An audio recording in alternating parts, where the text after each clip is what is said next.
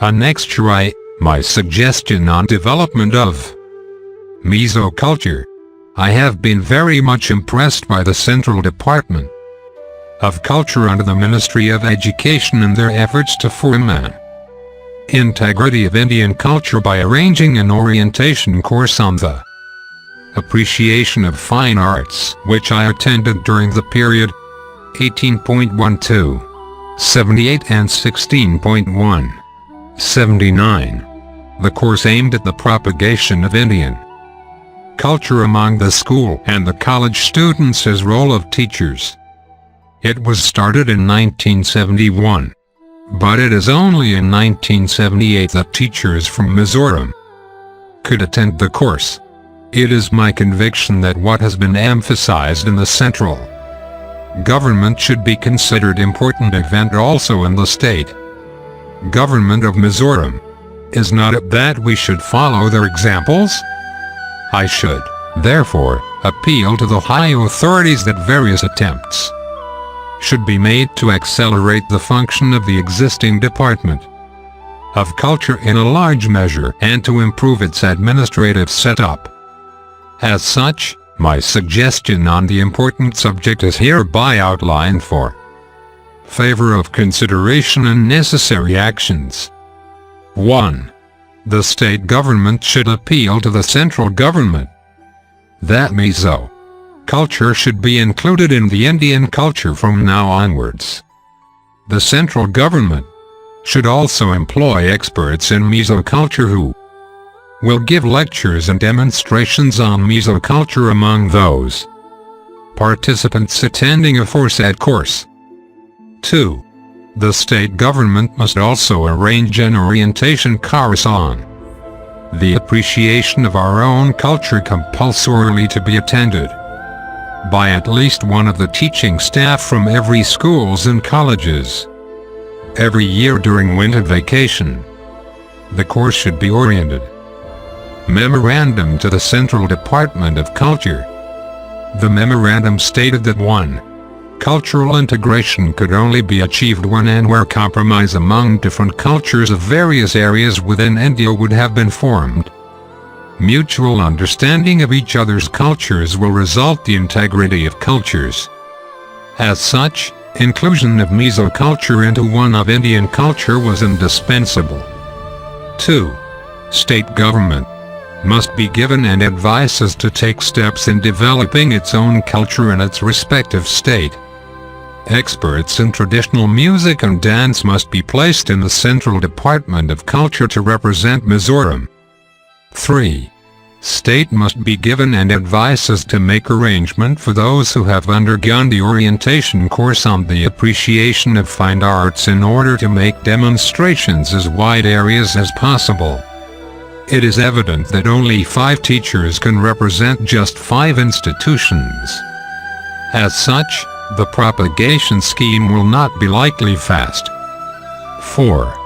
Demonstration could not be made in the rural areas where there is no electricity, so slide projector attached to generator must be provided by the Department of Culture. 5. Photographs of Mizo painting, dance, inscription and musical instruments should be made demonstrable to the participants undergoing the aforementioned course in the year to come. On our arrival at Azal, we made also suggestions and report to the Joint Director and the District Education Officer respectively on the same subject. During our stay in New Delhi, important events took place. A Kishan Rally. B. Arrest of ex-Prime Minister, Mrs. Indira Gandhi. C. 7th International Film Festival of India.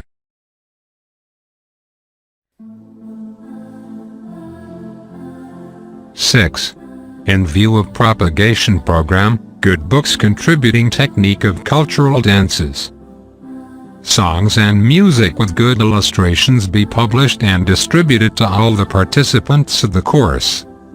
SDS Vanlalhmuaka BA, B. Ed. Headmaster. Government. Middle School, Sapper.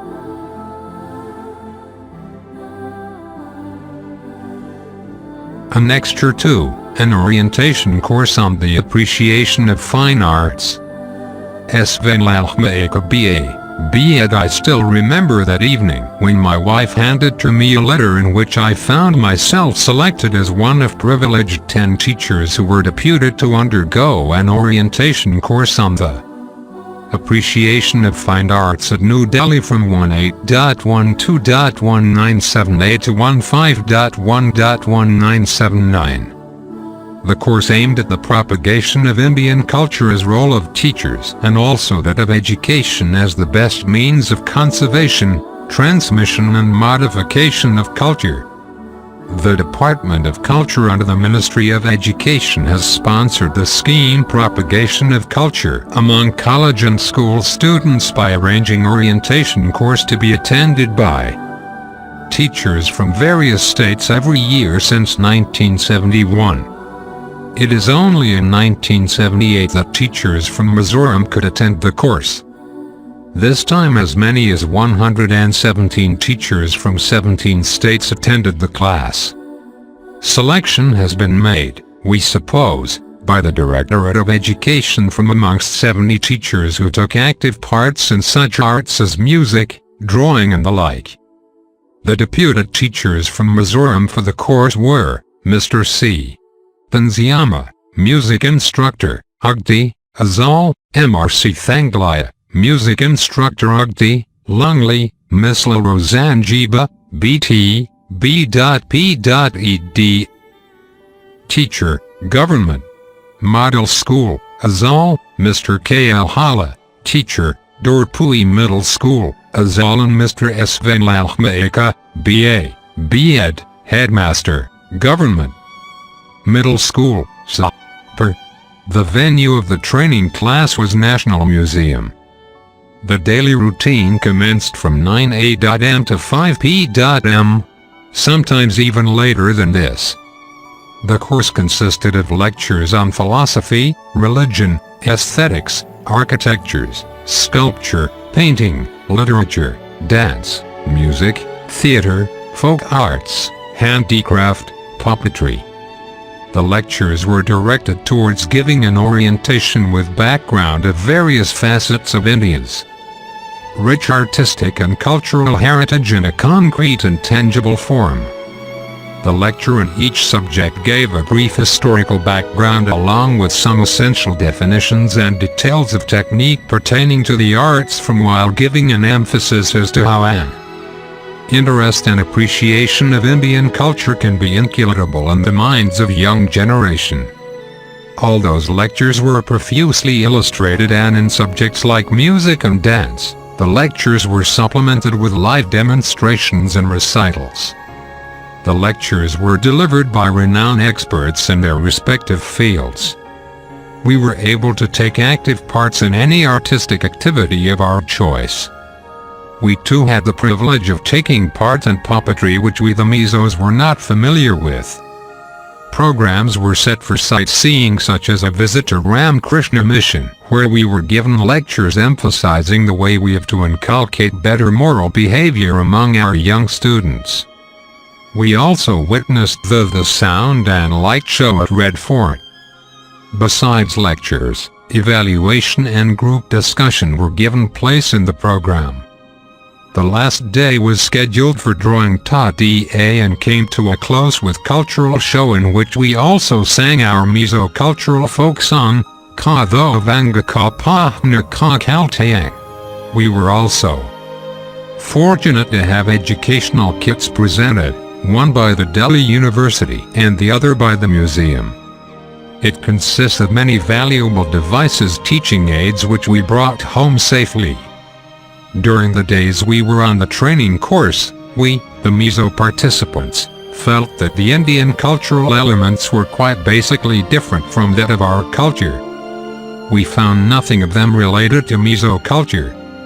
Nothing was found even in the National Museum relating to Mizo culture. No lecture relating to our culture was given even in the class.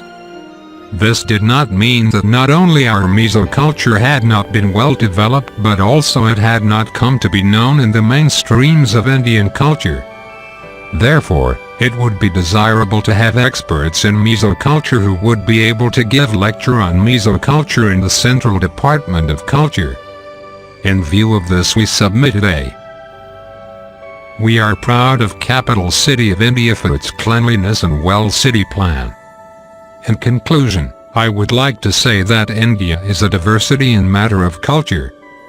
By and large, cultural life of the people is greatly influenced by different religious beliefs in India. Hence, it is impracticable to think of achieving absolute cultural uniformity. The philosophers and thinkers have all along been thinking of the synthesis of different Indian cultures. However, this seemed to be an utopian idealism. As a matter of fact, the distinct cultural elements found among the people of India belonging to ethnic groups have been the valuable relics of today. Therefore, it will be in the fitness of things that we understand each other's culture. As such, we, the teachers, are responsible for infusing in the minds of our students the highest value and appreciations of others' cultures. Let us also remember that culture includes religions, morals, customs, and such arts as music, painting, dance, drama, and so on. This is an extract from an article on English section in the magazine New Horizon, April, June 1979.